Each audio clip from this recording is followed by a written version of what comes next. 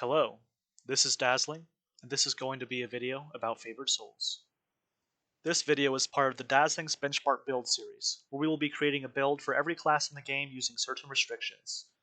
The restrictions for all of these builds are: function well at all levels of play, will define well by being able to level solo on Reaper 1 and solo Reaper 4 content at max level, be 20 levels of one class, in this case favored soul, be tier 5 in an epic destiny intended for that class, in this case Exalted Angel, utilize only class and race enhancements, be accessible to any player, maintain the flavor of the class, and be limited to 15 Reaper points. With all that said, let's look into the build itself.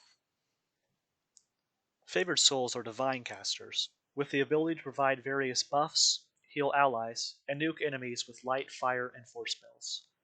The cleric class is very similar to favored souls in many ways, but favored souls are unique from clerics by having less division between types of favored souls compared to clerics with all their domains, having more of a focus on light, fire, and force compared to clerics' light and negative, and favored souls have a lot less spells, but more spell points.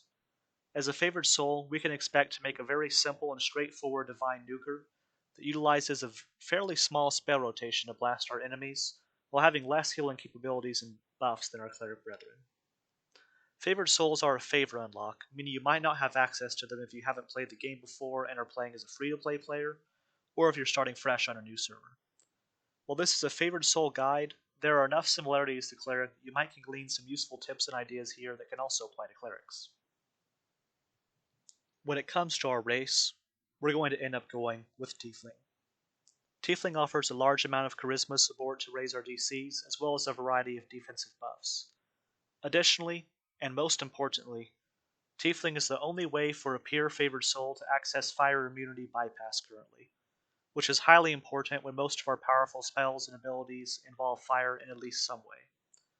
We can't exactly call the build fully functioning if it's significantly worse against anything with fire immunity. Because of this, Tieflings end up being a bit of a forced pick currently, but if fire immunity bypass is ever more accessible, many other races can be viable. ASMR if you own it for a wisdom-based favored soul, Dragonborn for the fire spell levels, or maybe even something else, but in the current state of the game, we'll be using Tiefling. For our ability scores, we'll want to maximize our charisma since it'll be our casting stat. For martials, I typically aim to be either at the max in your main stat or at most 1 to 2 points off. For casters, I highly recommend fully maximizing your casting stat. If an enemy makes a save, it's frequently going to mean our spell was at best half as effective, and sometimes means no effect at all.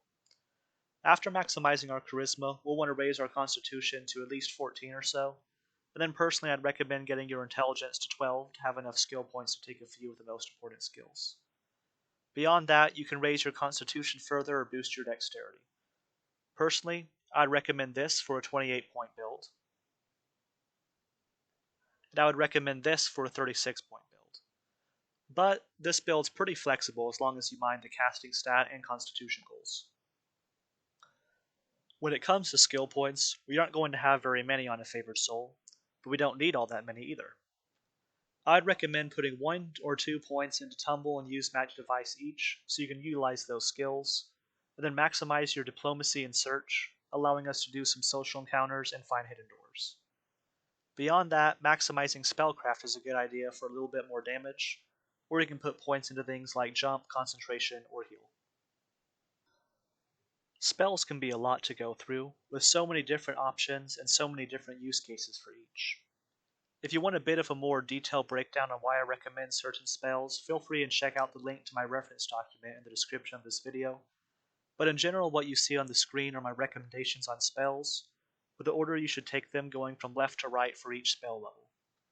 Favored souls can't really experiment very much with spells because of their long spell swap cooldown, so unfortunately you will be somewhat locked into these selections compared to something like a cleric.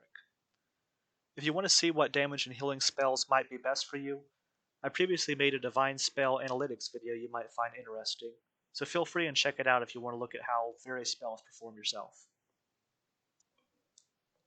For our deity feat, we'll be going with Eladra, which provides a solid panic button for us as well as a nice stat benefit after we use it. For our favored soul grace feat, we'll obviously choose the one that matches our main stat, and for the level 7 selection for Favored Soul, we'll be choosing additional health over additional spell points.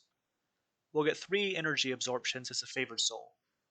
Personally, I would rate them by priority roughly as electric, fire, cold, acid, and then sonic. But because of certain gearing and epic destiny selections, the ones I'll actually recommend taking are electric, cold, and sonic for this build. At level 20 we get a small amount of damage reduction. It doesn't really matter what you choose. I do silver, but feel free and pick whatever you want. It's a fairly insignificant bonus. For our main feats, we'll be taking Maximize Spell, Quicken Spell, Empower Spell, Enlarge Spell, Heighten Spell, Force of Personality, and Empowered Healing Spell in Heroics. The first 5 feats I would consider fairly critical for making sure you have a solid offensive potential, and they're ordered how I think gives the smoothest heroic progression.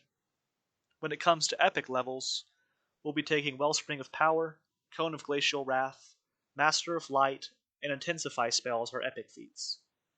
Epic Spell Power Light, Epic Spell Power Fire, Deific Warding, and Fount of Life as our epic destiny feats, and Scion of Celestia as our legendary feat.